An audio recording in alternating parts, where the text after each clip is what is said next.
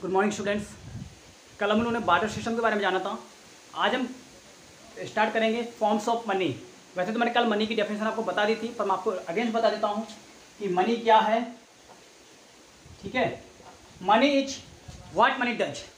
Money is what money does मतलब कि money वह है जो मनी कर सकती है। ठीक है, दूसरे वे में अगर बोला जाए मतलब मनी कर सकती है मतलब क्या, अगर कुछ भी चीज़ कोई कर सकता है तो वो क्या है, मनी है, पैसा है। आप लोग भी जैसे थिंकिंग में बोलते हैं कि सब कुछ पैसा कर सकता है, सब कुछ कर सकता है पैसा, तो वही चीज़ है कि अगर कोई भी ऐसी वैल्यू, कोई भी ऐसी थिंग्स जो कुछ भी कर सकती है वो क्या आपका मनी है। दूसरे टर्म में आपको बोले कि things which are commonly used at the purpose of medium of exchange मतलब कि एक्सचेंज के मीडियम के रूप में अगर किसी थिंग्स को कॉमनली यूज किया जाता है, तो उसको क्या बोलते हैं हम, मनी। अगर मान लीजिए पहले के टाइम पे क्या होता था, गोल्ड या सिल्वर की कॉइन्स यूज किए जाते थे एक्सचेंज के लिए। अगर किसी कुछ खरीदना तो क्या करते थे, गोल्ड या सिल्वर की कुछ भी चीजें होती थी और उसको दे देते थे। तो ये सेम क्या था आपका, ये भी एक मनी का ही फॉर्म था। ठीक है, इसके बाद चेंज और हुआ, अलॉय मेटल आया, पेपर मनी आया, प्लास्टिक मनी है और अब तो इलेक्ट्रॉनिक मनी भी आ गई है। ठीक है, और उसके पहले आपका बार्टर सिस्टम था। तो सेम यहाँ पे है कि money is the commonly things, money the things which are commonly used as the purpose of exchange मतलब है कि एक्सचेंज के पर्पज से अगर किसी चीज को यूज किया जाता है कॉमनली तो उसको बोलते हैं मनी। ठीक है, अब यहाँ पे देखते हैं मनी के फॉर्म्स की मनी के क्या क्या फॉर्म्स हैं। तो देखिए मनी को बहुत डिफरेंट टाइप्स में कैटेगरी में डिवाइड किया गया है। पहला आपका मनी के फॉर्म्स में आता है Fiat money and fiduciary money. Fiat money and fiduciary money. Fiat money का मतलब है कि ऐसी मनी या ऐसी कोई भी थिंग्स जिसके पीछे government authority, government of India या किसी भी कंट्री की गवर्नमेंट का अगर अथॉरिटी मतलब कि उसका लीगल साइन या अथॉरिटी लगी हुई है कि आपको इसको एज अ मनी ट्रीट करना है, तो आप उसको क्या मानते हैं, उसको फियाट मनी बोलते हैं। ठीक है, मतलब है कि fiat money refers to that money which is issued by the order और अथॉरिटी ऑफ द गवर्नमेंट। मतलब है कि कोई भी मनी, ठीक है, कोई भी मनी जो कि गवर्नमेंट ऑफ इंडिया या गवर्नमेंट ऑफ जो किसी भी कंट्री की गवर्नमेंट है, कोई भी ऐसी मनी जो कि गवर्नमेंट के ऑर्डर या गवर्नमेंट के अथॉरिटी के द्वारा इश्यू की गई है उसको बोलते हैं फियाट मनी। मतलब है कि ऐसी मनी को आप लेने से मना नहीं कर सकते हैं। अगर आपको कोई भी पर्सन वो मनी दे रहा है किसी एक्सचेंज के बदले में, अगर आप कोई एक्सचेंज कर रहे हैं और उसके बदले में अगर ये फियाट मनी दी जा रही है तो आप उसको कभी भी आप उसको नेगलेक्ट नहीं कर सकते हैं, क्योंकि अगर आप नेगलेक्ट करेंगे तो इसका मतलब है कि आप गवर्नमेंट ऑफ किसी भी कंट्री की गवर्नमेंट या अपनी कंट्री का ले लेते हैं, गवर्नमेंट ऑफ इंडिया के आदेश का पालन नहीं कर रहे हैं, उसके ऑर्डर को आप अनफॉलो कर रहे हैं। दैट्स वाई आपके ऊपर एक केस भी हो सकता है मनी को एक्सेप्ट ना करने के जुर्म में। ठीक है, तो मतलब फियाट मनी का मतलब है कि ऐसी कोई भी मनी जो कि गवर्नमेंट के ऑर्डर या अथॉरिटी के द्वारा इश्यू की जाती है और इस मनी को एक्सेप्ट करना कंपलसरी होता है। अगर किसी भी एक्सचेंज की प्रोसेस में ये मनी दी जाती है तो आपको उसको एक्सेप्ट करना कंपलसरी है और आपको उसे एक्सेप्ट करना पड़ेगा। साथ ही साथ फियाट मनी क्या होती है, वो लीगली होती है, मतलब फुल लीगल होती है। किसी भी तरीके से ऐसा नहीं कह सकते कि ये इलीगल है, इसको चलेगा नहीं चलेगा। जैसे लोगों के माइंड में हाँ एक केस आया था आपका फियाट मनी के केस था कि बहुत समय जनरेशन के पहले क्या है कि 25 का पैसा आता था, 25 पैसा आता था, हिंदी में बोलते चवन्नी। ठीक है, 25 का पैसा आता, उसको क्लोज किया था गवर्नमेंट ने। ठीक है, क्योंकि उसमें क्या था, बहुत सारी धातु जो थी वो वेस्ट होती थी और ज़्यादातर लोगों के प्रचलन में नहीं आती थी। ठीक है, तो 25 पैसे को बंद किया गया था। बट लोगों ने क्या मान लिया था कि लोगों ने मान लिया 50 पैसे का भी बंद हो गया, 50 पैसा भी बंद हो गया, जबकि ये इलीगल है। अगर कोई इसको ये बोलता है कि 50 पैसा बंद किया गया तो ये इलीगल है। ठीक है, सेम इसी तरीके से 1 रुपये का एक पैसा आया था, 1 रुपये का एक नोट आया था, सॉरी 1 रुपये का एक कॉइन आया था जो कि एक छोटा कॉइन था। लोग क्या बोल रहे थे, ये छोटा कॉइन नहीं चल रहा है, तो जबकि ये भी क्या इलीगल एक्टिविटी है, क्योंकि ये कॉइन जो होता है, ये कॉइन आपका गवर्नमेंट इशू करती है और जब गवर्नमेंट के यहाँ से इशू होता है, गवर्नमेंट ऑर्डर से या गवर्नमेंट अथॉरिटी से इशू किया जाता है। आपको पता है गवर्नमेंट अथॉरिटी क्या है, एक तो आपका आरबीआई आता है और एक आपका मिनिस्ट्री ऑफ फाइनेंस। ठीक है, दो चीजें हैं, दो लोग इशू करते हैं। ठीक है, तो अगर 1 रुपये का पैसा आपने कह दिया कि ये चल नहीं रहा है तो ये क्या इलीगल एक्टिविटी, क्योंकि फियाट मनी का ये पार्ट है। क्योंकि फियाट मनी में बोला गया कि कोई भी मनी जो गवर्नमेंट के ऑर्डर या अथॉरिटी के द्वारा इशू किया जा रहा है तो गवर्नमेंट का ऑर्डर या अथॉरिटी के द्वारा ही 1 रुपये का कॉइन इशू किया जाता है। जब 1 रुपये का कॉइन आपका मिनिस्ट्री ऑफ फाइनेंस इशू करती है तो 1 रुपये का जो होता है, ठीक है, तो वो क्या जब इशू करती है तो आपका ये है कि ये लीगली बाउंडेड है, मतलब कि लीगली एप्लीकेबल में आएगा, इसको कोई भी डिनाई नहीं कर सकता है। तो अगर आपने 1 रुपये का सिक्का किसी से लेने के लिए मना कर दिया तो आपके ऊपर केस किया जा सकता है। फियाट मनी को लेने से कभी भी आप इग्नोर नहीं कर सकते हैं, आपको फियाट मनी एक्सेप्ट करनी ही करनी होगी एक्सचेंज के बदले में। दूसरा, एक अभी आपका 10 रुपये के कॉइन का बहुत समय तक केस चला रहा है, 10 रुपये का कॉइन कि 15 तीलियाँ हैं इसमें और ये नहीं चलेगा, या 14 तीलियाँ हैं या 15 से 16 तीलियाँ, ऐसा कुछ था केस, ठीक है। 10 रुपीज़ का कॉइन कोई भी गवर्नमेंट ऑफ इंडिया ने आपका किसी भी तरीके का, या गवर्नमेंट ऑफ इंडिया या मिनिस्ट्री ऑफ फाइनेंस या RBI, ठीक है, तीनों ने आपका किसी भी तरीके का लीगल नोटिस नहीं निकाला था कि 10 रुपीज़ का कॉइन नहीं चलेगा। बट फिर भी क्या था, बहुत लोगों ने रिवर्स फैला रखा था, ट्रेंड फैला रखा था कि 10 रुपीज़ का कॉइन ये एक्सेप्टेबल नहीं है, ये लोकल आ रहा है, ठीक है। जबकि अगर आप कह रहे हैं कि 10 रुपीज़ का कॉइन जो है वो लोकल आ रहा है, इसका मतलब है कि आप फिएट मनी को लीगली एक्सेप्ट नहीं कर रहे हैं। और अगर आप 10 रुपीज़ के कॉइन को लीगली एक्सेप्ट नहीं कर रहे हैं, इसका मतलब आपके ऊपर एक केस किया जा सकता है। ऐसे ही केस हुआ था बनारसी में कि क्या हुआ था कि एक शॉप वाला था, उसने 10 रुपीज़ के कॉइन्स लेने से मना कर दिया था, तो एक पर्सन ने उसका वीडियो बना करके और उसकी रिकॉर्डिंग पुलिस स्टेशन नियर था, उसमें FIR कर दी गई और इसके बाद उस पर्सन को फाइन चार्ज किया गया 5000 रुपीज़ का, लीगल मनी को एक्सेप्ट ना करने की जरूरत है। तो यही चीज़ है कि अगर फियाट मनी है तो फियाट मनी का मतलब होता है कि ऐसी कोई भी मनी जो कि गवर्नमेंट ऑफ किसी भी कंट्री की गवर्नमेंट या उसकी अथॉरिटी या उसके ऑर्डर के द्वारा जब इशू की जाती है या जनरेट की जाती है तो उसको फियाट मनी बोलते हैं। और ये फुली लीगल होती है, फुली लीगली होती है, कोई भी इसको कभी भी एक्सेप्ट करा सकता है और अपने पास रखे रहेंगे तब भी ये लीगल ही चलेगी, ठीक है। दूसरा, फिड्यूसरी मनी, दूसरा है आपका फिड्यूसरी मनी। फिड्यूसरी मनी का मतलब होता है is that money which is accepted by as a medium of exchange because of a trust between the party payer and payee. मतलब है फिड्यूसरी मनी, फिड्यूसरी मनी का मतलब है, ठीक है,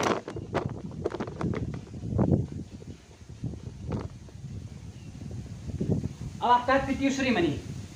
फिड्यूसरी मनी का मतलब है कि money which are accepted, money which are accepted as a medium of exchange, money which are accepted as a medium of exchange on the behalf of और on the trust of, on the trust, यहाँ पे trust word है, on the trust of payee और pair, पेई और pair.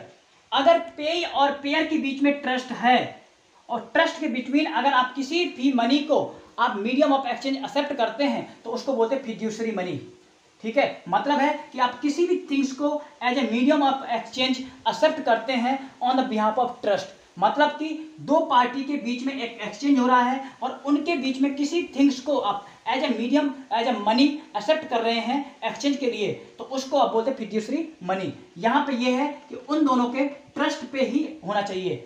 अगर government of India के order के द्वारा है तब तो वो फिर फियाट मनी बन जाएगी। तो मतलब है कि कुछ मनी ऐसे होती है, कुछ फॉर्म्स ऐसे भी होते हैं जो आपके गवर्नमेंट के ऑर्डर के द्वारा इश्यू नहीं किए जाते हैं, उनके पीछे गवर्नमेंट का कोई ऑर्डर नहीं होता है, ना गवर्नमेंट की तरफ से कोई उसमें लीगल बाउंडेड होता है।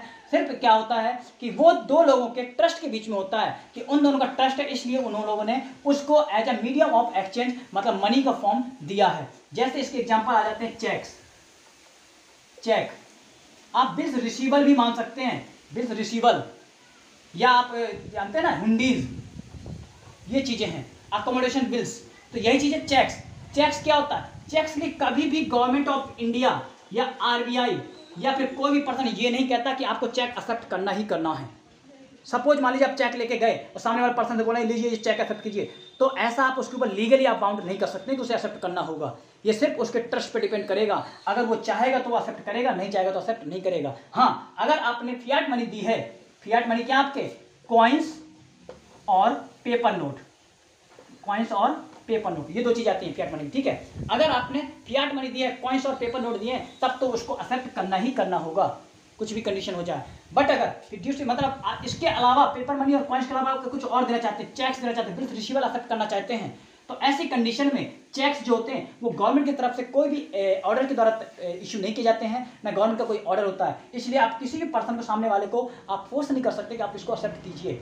हाँ, ये डिपेंड करता है ट्रस्ट में। अगर ये ए है और ये बी है, ए ने गुड्स सोल्ड किया बी को, बी क्या कह रहा है ये चेक ले लो मुझसे, तो बी की चेक तभी एक्सेप्ट की जाएगी जब ए को ट्रस्ट होगा इसके ऊपर। अगर ट्रस्ट नहीं है तो वो चेक लेने से मना कर देगा, बोल देगा नहीं चेक हमें नहीं चाहिए, आप हमें पेमेंट कैश से कीजिए, कैश में दीजिए, कॉइन जैसे देना चाहते आप उससे दीजिए। तो सेम यही चीज़ है कि मतलब कि कुछ मनी के फॉर्म ऐसे भी होते हैं जिन्हें मीडियम ऑफ एक्सचेंज एक्सेप्ट किया जाता है, बट वो पेई और पेयर के किसमें ट्रस्ट के बेस पे होता है। पेई मतलब कौन होता है, जिसको पेमेंट रिसीव होता है, और पेयर मतलब जो पेमेंट पे करता है। आप लोगों ने 11वीं क्लास में मैंने आपको बिल्स ऑफ एक्सचेंज वाले चैप्टर में पढ़ाया था कि पेयर का मतलब है जो पे कर रहा है, और पे का मतलब जो एक्सेप्ट करेगा। ठीक है, तो मतलब है कि जो पे कर रहा है और जो एक्सेप्ट कर रहा है, उन दोनों के बीच में अगर उनके बीच में अगर ट्रस्ट है, तब तो इस मनी को आप एक्सेप्ट कर सकते हैं मीडियम ऑफ एक्सचेंज, अदरवाइज इसको नहीं कर सकते। तो यही चीज़ है कि जब पेयर और पे के बीच में ट्रस्ट की वजह से किसी मनी को मीडियम ऑफ एक्सचेंज माना जाता है, तो उस मनी को बोलते हैं फिड्यूसरी मनी। ठीक है, इसमें आपकी चेक, बिल्स रिसीवेबल, हुंडीज वगैरह आ जाती हैं। इसके बाद दूसरे भी और फॉर्म्स हैं, वो भी बता रहे हैं आपको। अब आपको दूसरे फॉर्म है, एक है full bodied money, full bodied money. दूसरा है क्रेडिट मनी। इसका भी बहुत ही रोचक कॉन्सेप्ट है, इसका तो आपको बताएंगे। इसका भी देखिए, फुल बॉडीड मनी का मतलब है कि जब मनी मतलब जो वैल्यू कॉइन है, अगर कॉइन के ऊपर जो प्रिंटेड रेट है, कॉइन का जो मनी की वैल्यू है, अगर मनी की value equal to commodity value है, तब तो इसको बोला जाता है फुल बॉडीड मनी। मतलब है कि उस कॉइन, जो कॉइन है, अगर कॉइन की जो वैल्यू है उसको बोलते हैं मनी वैल्यू। ठीक है, अगर कॉइन की जो मनी की वैल्यू है, अगर वो कमोडिटी के वैल्यू के बराबर है, तो उसको क्या बोलते हैं, फुल बॉडीड मनी। कमोडिटी का मतलब है कि वो कॉइन या उस मनी को बनाने में जो आपकी कमोडिटी यूज की गई है। अगर मान लो आप 1 रुपीज का कॉइन बना रहे हैं, तो उसको बनाने में जो आपने मेटल यूज किया होगा, तो मतलब है कि 1 रुपये उसकी मनी की वैल्यू है, और जो उसकी मेटल है वो उसकी कमोडिटी की वैल्यू है। अगर कमोडिटी जो मेटल है, अगर मेटल की वैल्यू और मनी की वैल्यू दोनों बराबर होती हैं, तो इनको बोला जाता है फुल बॉडीड मनी। ये आपका ओल्ड टाइम में चलता था, पुराने समय में। जबकि जब क्या था आपका, ये राजा महाराजाओं का टर्म चल रहा था, तब क्या था कि सिल्वर का कॉइन होता था, तो उसकी वैल्यू क्या होती थी कि 1 रुपीज में 1 सिल्वर का कॉइन होता था। तो मतलब है कि जो सिल्वर की जो ये वैल्यू है, कमोडिटी है, उस कमोडिटी की वैल्यू भी किसके बराबर होती थी, 1 रुपए के ही बराबर होती थी। उस सिल्वर को चाहे सिल्वर करके बेचो, चाहे रुपीज के करके बेचो, तो बात एक ही थी, 1 रुपए में जाएगा। तो इसका मतलब यही था कि इसको बोलते हैं फुल बॉडीड मनी।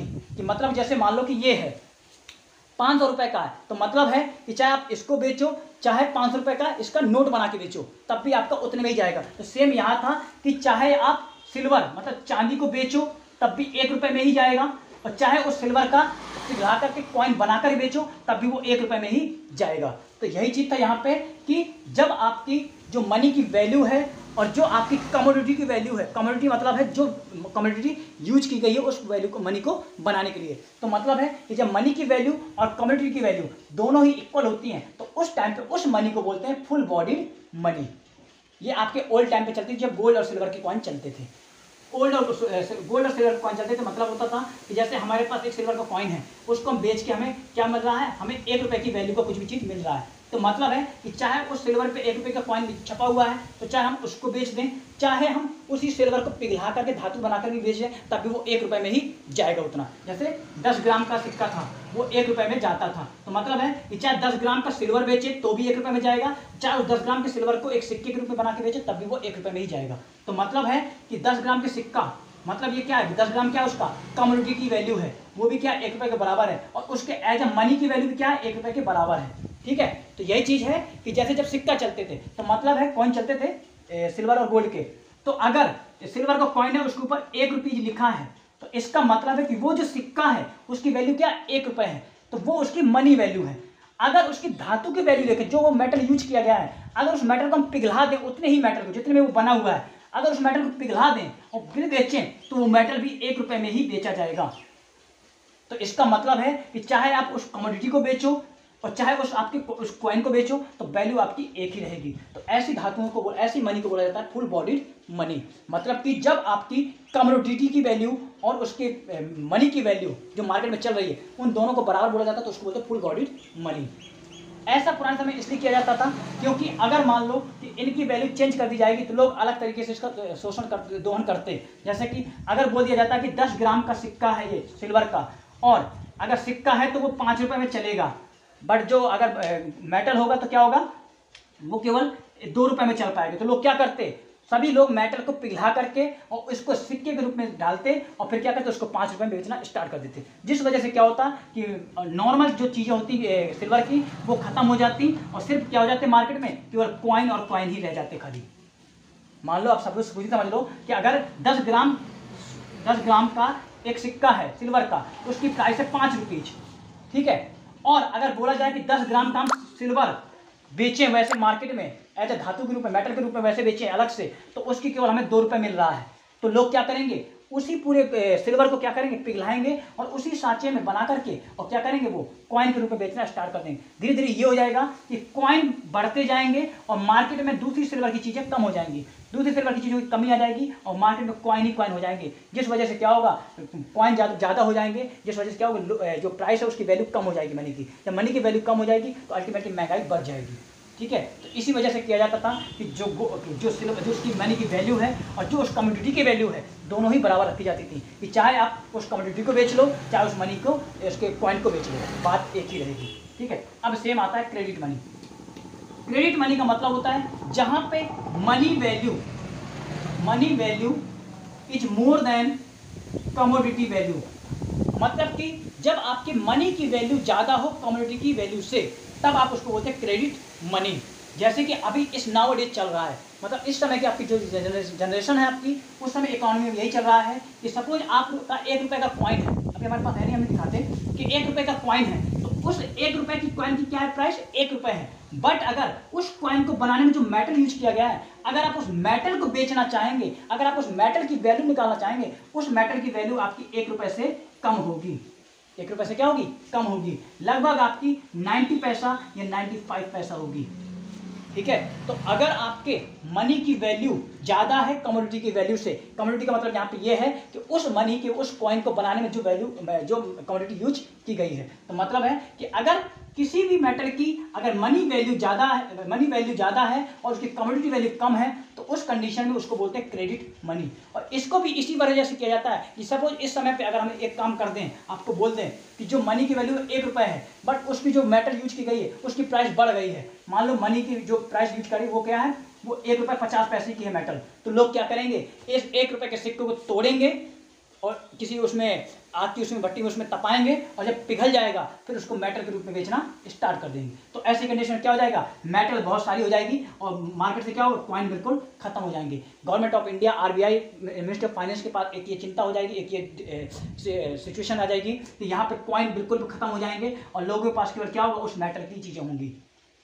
इसी वजह से क्या किया जाता है कि मेटल की हमेशा जो कमोडिटी है, उस कमोडिटी की प्राइस को डाउन रखा जाता है, जिससे कि लोग उसको पिघला करके बेचना स्टार्ट ना कर दें। अगर पिघला करके बेचना स्टार्ट कर देंगे तो जनरेशन में आपकी इकोनॉमी में क्या होगा, इकोनॉमी में आपके कॉइन्स की कमी आ जाएगी। जब कॉइन्स की कमी आ जाएगी तो जो होता ना कि मार्केट में एक इकोनॉमी को रन करना है, उसमें आपकी कॉइन खत्म हो जाएंगी। इसीलिए क्या करते हैं, आप मेटल की वैल्यू को बिल्कुल कम करके रखते हैं। जब मेटल की वैल्यू को बिल्कुल कम करके रखते हैं तो इससे क्या होता है कि आप उसकी कॉइन की वैल्यू हमेशा ज़्यादा रहती है। यहाँ पे एक सिचुएशन ये भी आ जाती है, हाँ इतनी भी कम नहीं करते हैं कि लोग क्या करें, मेटल को पिघला करके कॉइन को बनाना स्टार्ट कर दें, इतनी भी कम नहीं करते हैं, जस्ट नियर अबाउट करके रखी जाती है। जस्ट नियर अबाउट मतलब है कि 90 पैसा और 95 पैसा, जिससे कि लोग ये भी ना करें कि उस मेटल को पिघला करके और कॉइन के सिक्के के रूप में ढाल के और बेचना स्टार्ट कर दें, ठीक है। तो यही चीज़ है कि क्रेडिट मनी का मतलब होता है कि जब मनी की वैल्यू ज़्यादा होती है कमोडिटी की वैल्यू से, और फुल बॉडी मनी में क्या है कि जब मनी की वैल्यू बराबर होती है कमोडिटी की वैल्यू से, ठीक है। तो ये दो आपके 4 तरीके से आपको हमने मनी के फॉर्म बताए आपको, ठीक है। तो आप इन चीज़ों को पढ़िएगा और जो भी अगर डाउट होते हैं तो आप हमसे इनसे बारे में पूछेंगे, ठीक है।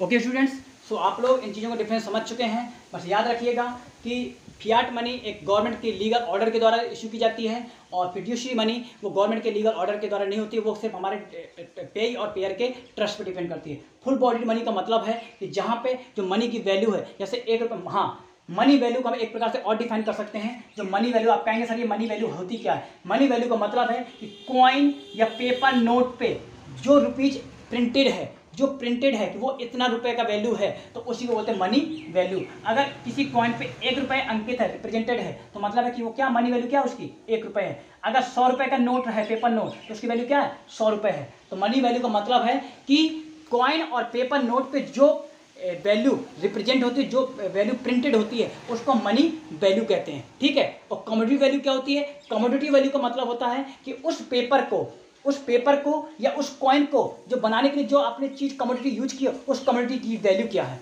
1 रुपीज का कॉइन है, ये 1 रुपीज उसमें प्रिंटेड है, वो उसकी मनी वैल्यू है। और ये जो मेटल यूज की गई है, उस मेटल की जो वैल्यू है उसको बोलते हैं कमोडिटी वैल्यू। पेपर 100 रुपए का नोट है, उसमें 100 रुपए अंकित किया, ये 100 रुपए है। गवर्नमेंट ऑफ इंडिया ने बोला 100 रुपए है, तो मतलब क्या, ये 100 रुपए का मनी वैल्यू है। बट उस मनी को बनाने के लिए वो जो पेपर यूज किया गया है, उस पेपर की जो वैल्यू है उसको बोले कमोडिटी वैल्यू, ठीक है। तो आप दोनों को डिफरेंस समझ चुके होंगे कि पेपर कमोडिटी वैल्यू और मनी वैल्यू में क्या अंतर है। मनी वैल्यू क्या होती है, वो प्रिंटेड फॉर्म में लिखी रहती है कितनी है, और कमोडिटी वैल्यू क्या है, उस चीज़ को बनाने में जो कमोडिटी यूज की उसकी वैल्यू क्या है, ठीक है। ये दोनों का डिफरेंस है। तो आप इन चीज़ों को देखिएगा। क्या कभी ऐसी कोई सिचुएशन हो सकती है जहाँ पे मनी की वैल्यू 0 हो जाए, मतलब कि वैल्यू लेस हो मनी, मतलब ऐसी कोई भी सिचुएशन हो सकती है कि जहाँ पे मनी की वैल्यू कुछ भी ना हो। आप खुद सोचिए कि जैसे अगर आप कहाँ पे हैं, आप उधर पे हैं, चांद पे हैं। अब आप मान लो चांद पे हैं, मंगल ग्रह पे हैं, ठीक है। अगर आप मार्स पे पहुंच गए, वहां पे आपके पास 1000 रुपये हैं, 1000 रुपये हैं, 500 के 2 नोट हैं। उन 500 रुपये की कोई भी वैल्यू वहां पे नहीं है। उस समय मनी की वैल्यू क्या है, 0 है, क्योंकि आप उस वैल्यू के थ्रू आप वहां पे कोई भी एक्सचेंज नहीं कर सकते हैं।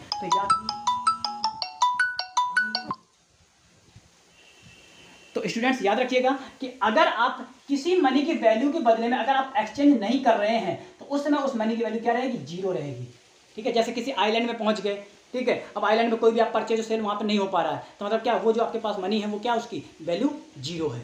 तो मतलब है कि जब आपका एक्सचेंज होता है तभी आपकी मनी की वैल्यू को पता चलता है, ठीक है। तो आप इन चीज़ों को पढ़िएगा। कल हम बताएंगे आपको सप्लाई ऑफ मनी।